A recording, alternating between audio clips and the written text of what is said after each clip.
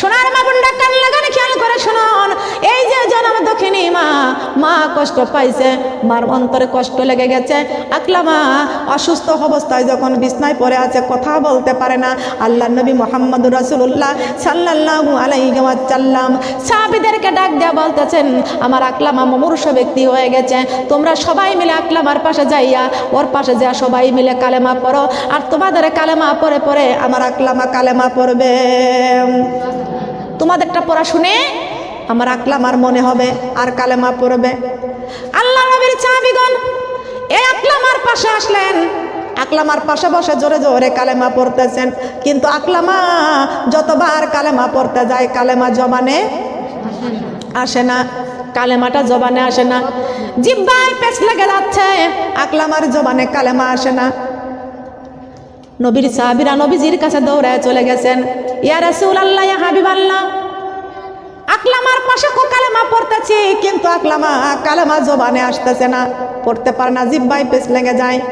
আল্লাহর নবী চিন্তা করলেন, আকলামা মনে হয় মায়ের অন্তরে কষ্ট দিয়েছে, ব্যথা দিয়েছে, মার সঙ্গে মনে হয় কোনো অপরাধী করেছে, নাইতো তো আমার আকলামা আমার সাহাবীর জবানে কালেমা কখনো বন্ধ হতে পারে না। আল্লাহর নবী চলে আসলো, আল্লাহর নবী কালেমা পড়াইলে তারপরও আকলামার জবানে কালেমা আসে না। আল্লাহর নবী চলে গেল আকলামার মায়ের কাছে, ও আকলামার মা, তুমি শোনো, তোমার আকলামা কি তোমাকে কোনো কষ্ট দিয়েছে, দুঃখ দিয়েছে? আকলামার মা চোখের পানি ছেড়ে কাঁদতেছে আর বলতেছে, ইয়া রাসূলুল্লাহ, ইয়া হাবিবাল্লাহ, আজ 3টা মাস এই ঘরের মধ্যে পড়ে আছি, এখান থেকে নড়তে পারে না, সরতে পারে না। কারণ কি হয়েছে, আমার আকলামা বিবির কথা মতো আমারে ধাক্কা দিয়ে ফেলে দিয়া মাজার কোটি থেকে ভেঙে দিয়েছে। আল্লাহর নবীর চোখের পানি ছেড়ে কান্দার বলে, ও আকলামার মা, তোমার আকলামা মৃত্যু সরজা, তোমার আকলামা এখন মারা যাবে, কিন্তু আকলামা যদি কালেমা না পড়ে মারা যায়, আকলামা সরাসরি জাহান্নামী হয়ে যাবে। আমি রাসূলের সাহাবী, কালেমা ছাড়া কখনো মরতে পারে না। ও আকলামার মা, আমি রাসূল বললাম, আকলামা তোমাকে যেই কষ্ট দিয়েছে না কেন, জলদি করে তাড়াতাড়ি আকলামাকে তুমি জীবনের মতো মাফ করে দাও।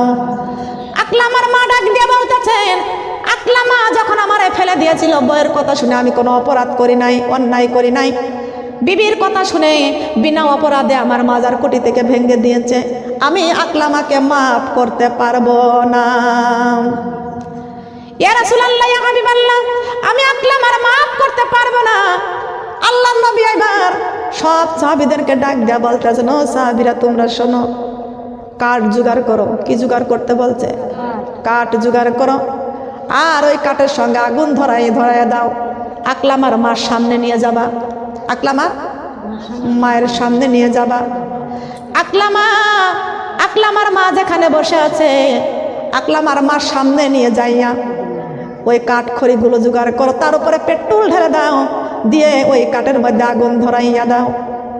আল্লাহর নবী সাহাবীদেরকে সঙ্গে করে কাঠের মধ্যে যখন আগুন ধরাই দিল, আকলামাকে সাহাবীরা সেখানে ধরে ওই আগুনের কাছে নিয়ে যাচ্ছে। আকলামার মা ঘরের দরজা থেকে দেখতে পাইছে, ডাক দিয়ে বলতেছেন, ইয়া রাসূলুল্লাহ, ইয়া হাবিবাল্লাহ, ইয়া রাসূলুল্লাহ, ইয়া হাবিবাল্লাহ, আমার আকলামাকে আপনি কোথায় নিয়ে যাচ্ছেন, কোথায় নিয়ে যাচ্ছেন?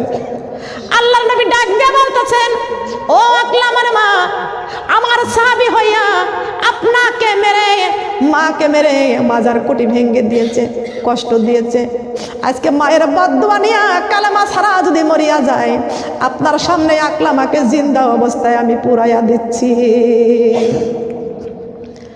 আকলামার মা চোখের পানি ছেড়ে 2টি হাত বাড়িয়ে বলতেছেন, ইয়া রাসূলুল্লাহ, ইয়া হাবিবাল্লাহ, মার সামনে কোনোদিন সন্তান পুরানো, আগুনে পুরানো মা দেখতে পারে না। ইয়া রাসূলুল্লাহ, ইয়া হাবিবাল্লাহ, আমার সন্তানকে আপনি আগুনের মধ্যে পুরায়েন না, আগুনের মাঝে পুরায়েন না। ও আল্লাহর নবী, আমার সন্তানটাকে অত বড় আগুনের মধ্যে আপনি দিয়েন না। আল্লাহর নবী ডাক দিয়ে বলতেছেন, ও আকলামার মা, তুমি শুনে নাও, আপনার আকলামাকে দুনিয়ার আগুনে জ্বালানো দেখতে যদি আপনার কষ্ট হয়, আর আপনার আকলামা যদি কালেমা ছাড়া যদি মরিয়া যায়, জাহান্নামের আগুনে থাকবে, আপনি তখন কেমনে সহ্য করবেন? আকলামার মা চিল্লাইয়া কেন্দে উঠে বলতে রাসূলুল্লাহ, ইয়া হাবিবাল্লাহ, আমার আকলামাকে দুনিয়ার আগুনে জ্বালানো যদি সহ্য না করতে পারি, আমার কলিজার টুকরা সন্তান জাহান্নামের আগুনে জ্বলতে পারে না। ওগো আল্লাহর নবী, আমি মা সারা জীবনের জন্য সব ব্যথা ভুলে যাইয়া আমার আকলামার আমি সব ব্যথা দুঃখ ভুলে যাওয়া মাফ করে দিলাম। বলেন সুবহানাল্লাহ। বিবির কান্দন 2 দিন, বোনের কান্দন কয়েক দিন, মায়ের কান্দন জনম জনম ভুলবে না মা কোনো দিন। বিবির কান্দন 2 দিন, বোনের কান্দন কয়েক দিন, মায়ের কান্দন জনম জনম ভুলবে না মা কোনো দিন। এমন দক্ষিণী মাকে কেউ ভুলিয়া যাইও না, মায়ের মতো আপন হাইরে এই জগতে পাইবা না।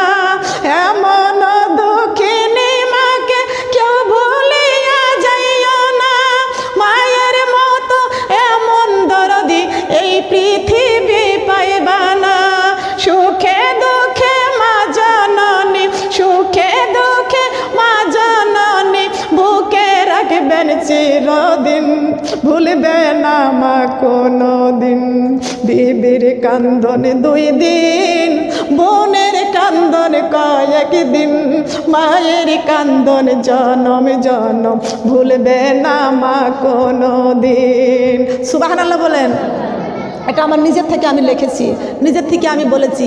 মায়ের কান্দন জনম জনম, বোন কিছুদিন পর ভুলে যায়, বিবি আর এক জায়গায় আবার বিয়ে শাদী করতে পারে, ইচ্ছা মতো চলতে পারে, কিন্তু মা কখনো সন্তানকে ভোলে না। বলেন ভোলে কি? কখনো ভোলে না। সম্মানিত মা বোনরা কান লাগান, খেয়াল করে শুনুন। ছোট্টবেলায় পড়েছিলাম, মা যে আমার ঘুম পাড়াতো দুলনা ঝাঁকিয়ে, আর মায়ের শীতল হতো প্রাণটা মায়ের হাতটা বুকে পেলে। মা মন্দিরটা ছোট্ট অতি, কিন্তু জানি ভাই মায়ের মতো এত মধুর 3 ভুবনে নাই। সবাই বলেন সুবহানাল্লাহ। লক্ষ্য করেন, খেয়াল করে শুনেন, এই মা যার ঘরে আছে, শ্বশুর শাশুড়ি যার ঘরে আছে, আজকের থেকে শাশুড়িকে সম্মান করবেন। শাশুড়ি যদি অন্যায় করেও কোনো কথা বলে তার উত্তর দিবেন না। এটা যদি উত্তর না দেন, আপনার শাশুড়িকে সম্মান করা হবে। আপনার শাশুড়ি একটা বার রাগ করলে আর একটা বার বলে না আমার বৌমা অনেক ভালো। কথা বলেন ঠিক কিনা? ঠিক কিনা বলেন? আপনার শাশুড়ি মরণের কবরে যাওয়ার সময় আপনার জন্য দোয়া করতে করতে যাবে। আপনি আপনার শাশুড়ি কবরে চলে গেছে, আপনার শাশুড়ির জন্য, ওই মুমূর্ষু ব্যক্তির জন্য, কবরবাসীর জন্য আপনি দান করবেন। এই দানটাও আপনার এর জন্য সওয়াব পেয়ে যাবেন। সুবহানাল্লাহ। মা বাবা কবরে আছে, মা বাবার জন্য দান করবেন। এই যে পবিত্র মাহে রমজান মাস, এই রমজান মাসের ওসিলাতে আপনি আপনার মা আছে কবরে, আপনার বাবা আছে কবরে, আপনাদের অনেকের স্বামী আছে কবরে, আত্মীয় স্বজনগুলো কবরে আছে। আল্লাহ নবী বলেছেন পবিত্র মাহে রমজান মাসে জান্নাতের দরজা আল্লাহ খুলে রেখে দিয়েছেন। বলেন সুবহানাল্লাহ। জাহান্নামের দরজা বন্ধ করে রেখে দিয়েছেন আল্লাহ। কথা বলেন সুবহানাল্লাহ। যেই পবিত্র মাহে রমজান মাসে আমার আল্লাহ দোজকের দরজা বন্ধ করে দিয়েছেন, আর এখন আলেমদের উপর অত্যাচার চলতেছে। কথা বলেন ঠিক কিনা? মিথ্যা কথা বললাম? মসজিদের মধ্যে তালা লাগাই দিচ্ছে, নামাজ পড়তে দিচ্ছে না। ওই যে ফেরাউন হামানকে বলেছিল না, ফেরাউন হামানকে বলেছিল, হামান আমি ক্ষুধা হয়েছি, এর উপরও আরো কিছু হতে চাই, এর উপরে আরো কিছু হতে চাই। গণকের কাছে যাও, গণকের কাছে জিগাও। হামান গণকের কাছে গেছে, যা বলতেছে গণক সাহেব আমাদের ফেরাউন ক্ষুধা হয়ে চায়, ক্ষুধার চাইতেও আরো কিছু বড় হতে চাই। গণক গণনা করে দেখলো বনি ইসরায়েল বংশে 1 বছরের মধ্যে আকাশের মধ্যে একটা নক্ষত্র জন্মগ্রহণ করবে, আর সেটা বনি ইসরায়েল বংশে একটা পুত্র সন্তান জন্ম নিবেন। সুবহানাল্লাহ বলেন। পুত্র সন্তান জন্ম হবে, সেই সন্তান হবে, সেই সন্তান হবে মুসা নবী। কি হবে বলেন? মুসা নবী। সেই সন্তান কে হবে? মুসা নবী।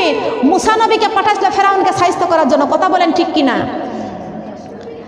আসিয়াকে বলতেছেন, আসিয়া তুমি আমাকে ক্ষুধা বলে মানবা না, এই মিশরের সবাই আমাকে ক্ষুধা বলে মানলো, তুমি আমাকে ক্ষুধা বলতে পারো না? বলে না, তোমাকে কেউ ক্ষুধা বলতে, যারা শিক্ষিত মানুষ তারা তোমাকে ক্ষুধা বলবে না। বলেন বলবে কি? কথা বলেন না কেন? যারা শিক্ষিত তারা কেউ কখনো তোমাকে ক্ষুধা বলবে না। তুমি তো একজন মানুষ।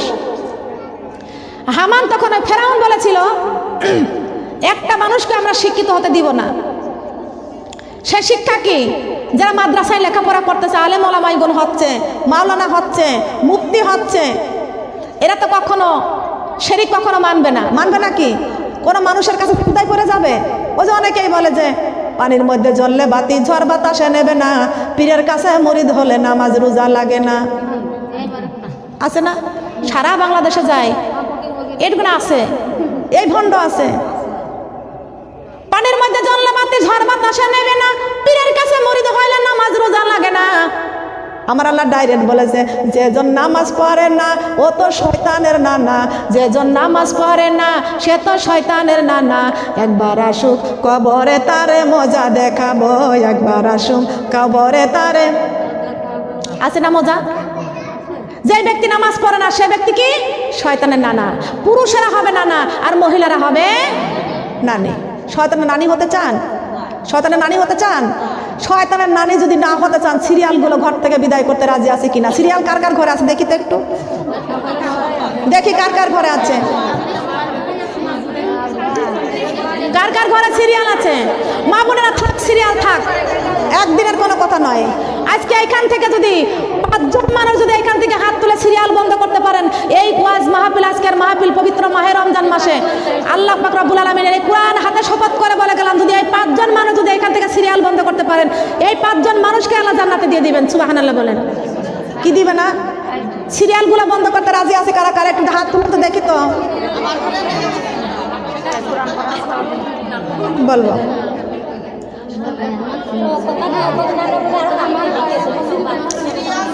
এবার আমার মা বোন, আমি একটা ইসলামী সঙ্গীত গাছি, সবাই কান লাগায় শুনবেন। চুপ থাকেন, চুপ থাকেন। আমার মা বোনেরা, আপনারা কার আশায় করতেছেন? ছেলে বিদেশে আছে তার আশায় করেন, স্বামী বিদেশে আছে তার আশায় করেন। কবরে যাবেন, কারোর আশা নিয়ে কবরে যাইতে পারবে না, কোন আপনাকে কবরে যাওয়া লাগবে। কথা বলেন ঠিক না বেঠিক? এই ব্যাপারে আমি একটা ইসলামী সঙ্গীত গাইতেছি, আপনারা একটু ভালো করে কান লাগায় শুনবেন, কেউ কথা বলবেন না। একটা কথার মধ্যে আমার ইসলামী সঙ্গীতটা, এটা যদি আপনার কলেজের মধ্যে রাখতে পারেন, যদি ভয় রাখতে পারেন, তাহলে আমি জানি এই কথাতে আল্লাহ আপনাদের হেদায়েত দান করবেন। সবাই বলেন আমিন। আপনারা একটু আমার সাথে একটু ধরবেন, বললে একটু মজা আছে। আছে কি আছে না? আছে না? কথা বলবেন না। কার ভরসায় আসরে মন, কিসের করো আশা, এত সাধের বাড়ি একদিন ভেঙ্গে যাবে তোমার বাসা। ও তোমার গুণাদিন ফুরাইয়া যাবে, যৌবনে লাগবে ভাটি। ওই যে দেখো ডাকিতেছে তোমার কবরের মাটি, ওই যে দেখো ডাকিতেছে তোমার, ওই যে দেখো ডাকিতেছে তোমার কবরের মাটি। সন্ধ্যার আগে যেদিন ডুববে রে বেলা, একে পলকে ভেঙ্গে যাবে সেদিন রঙ্গেরই মেলা। কারে দিবা তুমি জোরে ধমক, কারে দিবা তুমি জোরে ধমক, কারে মাথায় ভাঙে বালাঠি। ওই যে দেখো ডাকিতেছে তোমার কবরের মাটি, ওই যে দেখো ডাকিতেছে তোমার, ওই যে দেখো ডাকিতেছে তোমার কবরের মাটি। খবর পেয়ে আসবে আত্মীয় স্বজন, তোমার চারি পাশে বসে সবাই করিবে ক্রন্দন। সাজাইবে তোমার মনের মতন, সাজাইবে তোমার মনের মতন, কি সুন্দরী পরিপাটি।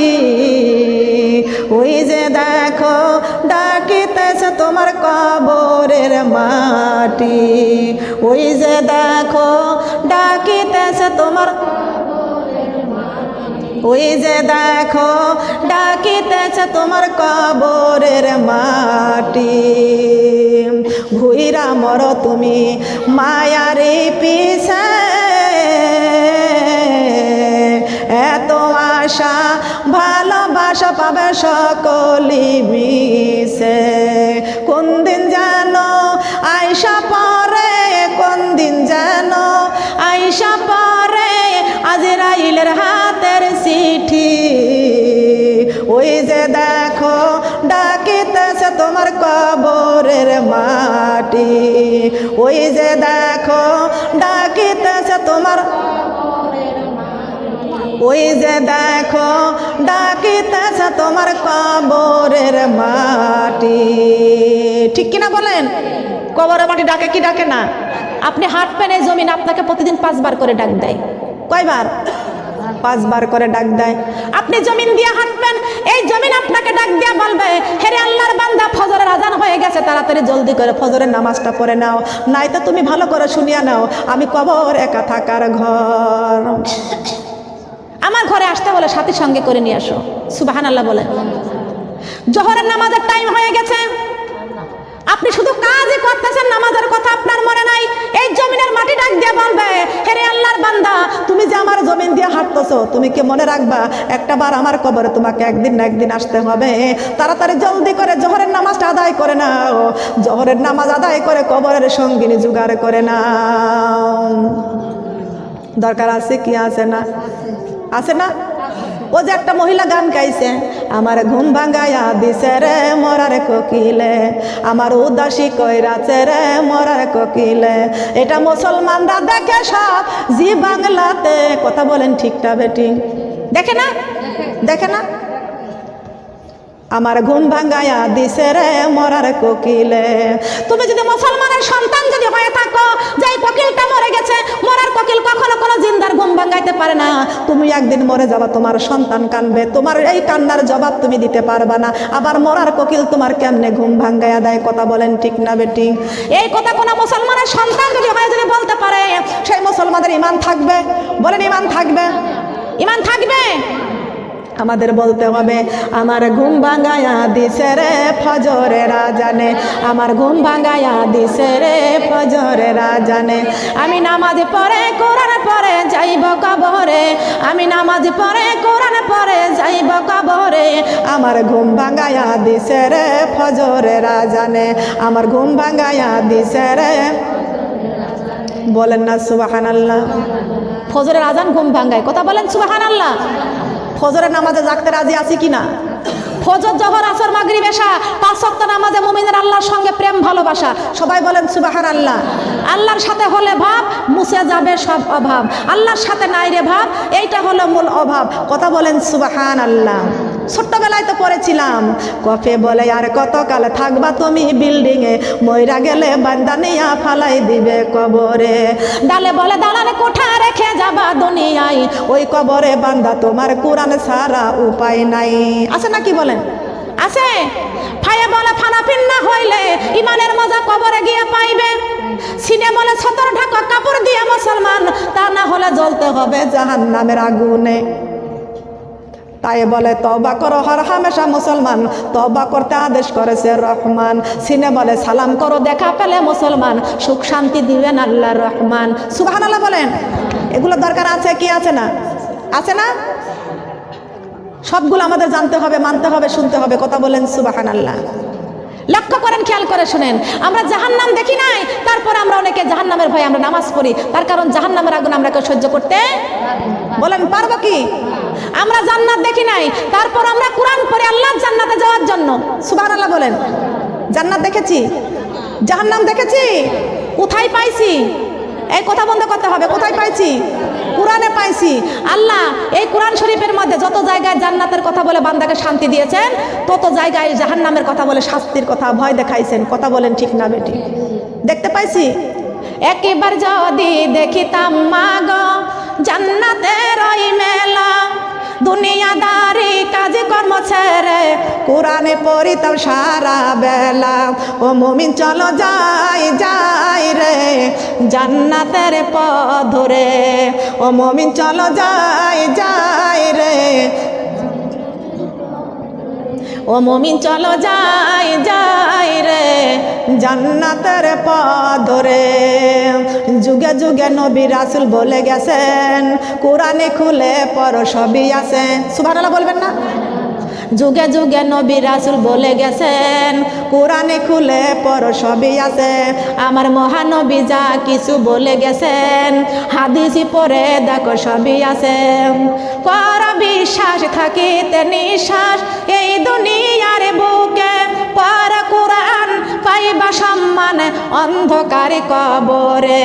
ও মুমিন চলো যাই যাই রে জান্নাতের পথ ধরে। ও মুমিন চলো যাই যাই রে জান্নাতের।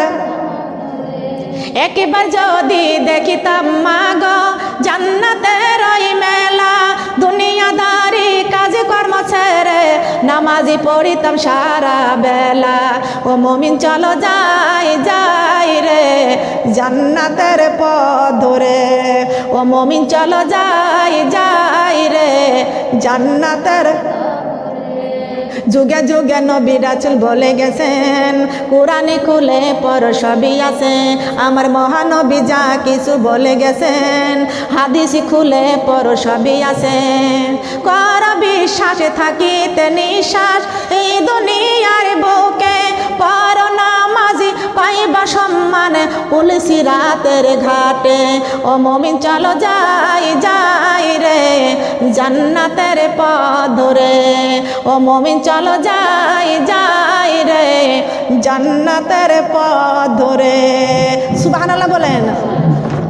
তবে জান্নাতের পথ কোনটি বলেন, কোনটা? এই কোরআনটা আমাদের আঁকড়ে ধরার দরকার আছে কি আছে না? আছে না? আমরা কোরআন পড়ব, জীবন গড়ব। কি পড়ব? এই কোরআন তেলাওয়াত করার দরকার আছে কি আছে না? কোরআন শিক্ষা করো মুসলমান, কোরআন আল্লাহর বাণী। এই কোরআনে বানাবে মোদের জান্নাতের রানী, জান্নাতের রানী। কোরআনেরই হরফ দিয়ে বানাও রে গহনা, এই কোরআন দেখাবে মোদের জান্নাতের ঠিকানা। হায় রে জান্নাতের ঠিকানা। কি দিয়া ঠেকা বয়া যাবো হে রব্বানা, কোরআনে মোদের বুকে বেঁধে বানাও দেওয়ানা। কোরআনে মোদের বুকে বেঁধে বানাও দেওয়ানা। সুবহানাল্লাহ বলেন। প্রত্যেকে আমরা কোরআন বুকে করতে রাজি আছি কিনা? আছি কিনা বলেন? কারা কারা কোরআন বুকে করতে রাজি আছি? যারা হাত তুলে না তারা কি কোরআন বুকে করতে চায় না? হাত লম্বা হয় না কেন? হাত কেন বাঁকা থাকবে? হাত কেন সোজা হয় না? সোজা করার দরকার আছে কি আছে না? আল্লাহ তুমি আমানত করার মা বোনদেরকে তুমি কবুল করো না, বলেন আমিন। কবরে যাওয়ার আগ পর্যন্ত আমরা কোরআন ছাড়বো, বলেন কোরআন ছাড়বো। আমরা কখনো কোরআন ছাড়তে আমরা পারবো না। লক্ষ্য করেন, খেয়াল করে শুনেন। বাঁকা পথ ছেড়ে দিয়া, বাঁকা পথ ছেড়ে দিয়া সোজা রাস্তায় না গেলে কবরেতে জ্বলতে হবে কঠিন আগুনের মাঝে। কবরেতে জ্বলতে হবে কঠিন আগুনের মাঝে। ও মানুষ শয়তানের, ও মানুষ আল্লাহর কোরআন ছেড়ে দিয়া চলছ শয়তানের পথে, কি জবাব দিব আমরা অন্ধকার ওই কবরে? কথা বলেন ঠিক না বেটি? কথা বলেন ঠিক কিনা? দুনিয়ার মানুষ তো টাকার পিছে বেহুশ হয়ে গেছে, ঠিক কিনা বলেন? হারাম মানে না, হালাল মানে না, ঠিক কিনা বলেন? হয়েছে কি হয়েছে না? হয়েছে না?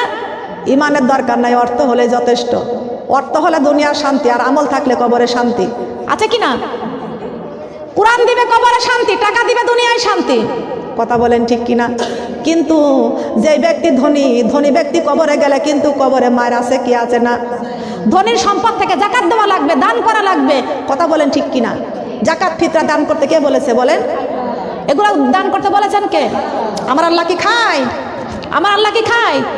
এই যে নোয়াখালী থেকে 3টা স্বর্ণের আংটি, এই 3টা স্বর্ণের আংটি পাইছি। নোয়াখালী থেকে পাইছি 2টা স্বর্ণের আংটি, 1 জোড়া কানের স্বর্ণের দুল।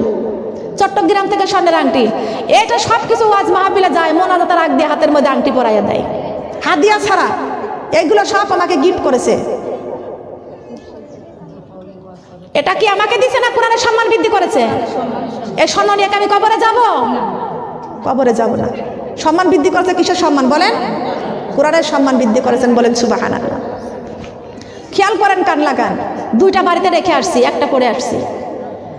খেয়াল করেন, এটা দিছে বাংলা বাজার থেকে, নোয়াখালী বাংলা বাজার থেকে। দুল দিছে নোয়াখালী জমিদার হাট থেকে। আর একটা আংটি দিছে নোয়াখালী লক্ষ্মীপুর থেকে। আর একটা আংটি দিছে চট্টগ্রাম বাড়িয়ার হাট থেকে। খেয়াল করবেন, পোশাক তো ঘরে আটাইতেই পারি না। খেয়াল করেন, লক্ষ্য করেন।